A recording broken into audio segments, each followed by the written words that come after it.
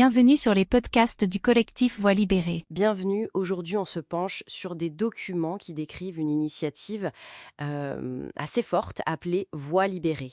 Si j'ai bien compris, c'est une série de témoignages sous forme sonore qui sont diffusés chaque dimanche.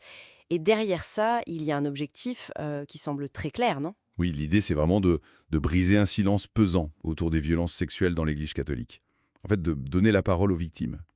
Les mots qui reviennent dans les textes ils sont puissants. On lit courage, vérité, mémoire et même justice. C'est une parole qui essaye de percer, quoi, après avoir été si longtemps étouffée. Exactement. Et ce qui est intéressant avec Voix libérée, je trouve, au-delà de l'émotion, qui est forcément là dans chaque récit, c'est que c'est présenté comme quelque chose de structuré. C'est pas juste une compilation d'histoires personnelles mises les unes après les autres. Non, l'ambition semble plus large. Ça parle de reconnaissance des faits, d'une écoute. Une écoute active des survivants et de leur entourage aussi, c'est important. Et ça va jusqu'à évoquer la notion de réparation, ce qui est complexe. Oui, cette idée de réparation par la parole, c'est central, j'ai l'impression. Mais alors, comment ça s'ancre concrètement? Est-ce que c'est juste des mots ou bien les sources parlent d'un lien avec des actions précises? Tout à fait. Et c'est là qu'on voit quelque chose d'assez particulier.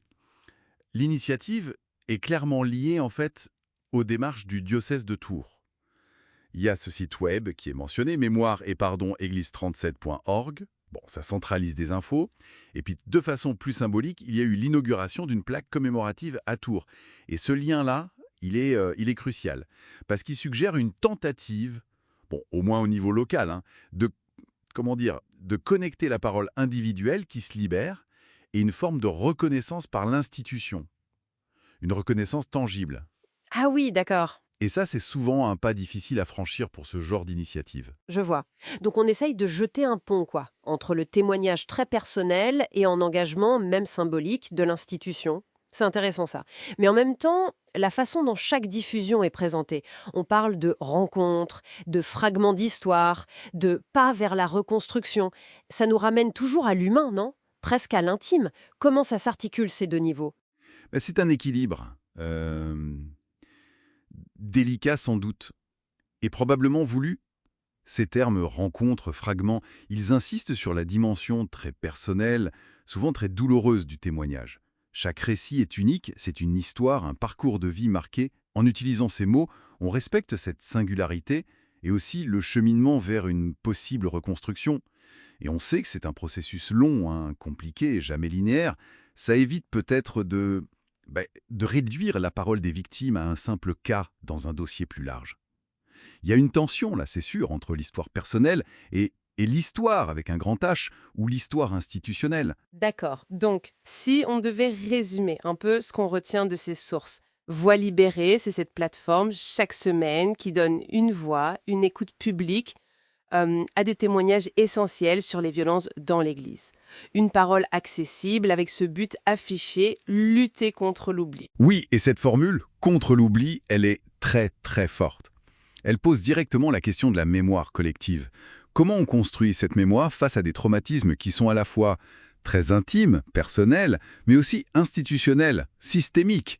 Comment ces récits individuels, une fois qu'ils sont partagés publiquement, semaine après semaine, comment est-ce qu'ils peuvent influencer ou enrichir cette mémoire collective?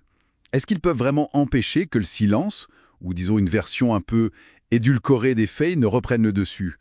C'est une question fondamentale, oui, sur le pouvoir du récit, du témoignage dans l'espace public. Absolument. Et ça nous amène peut-être à une dernière piste de réflexion, quelque chose à laisser mûrir. Au-delà de l'écoute individuelle, qui est bien sûr nécessaire et souvent bouleversante, quel rôle plus large ces voix, une fois libérées, peuvent jouer, concrètement?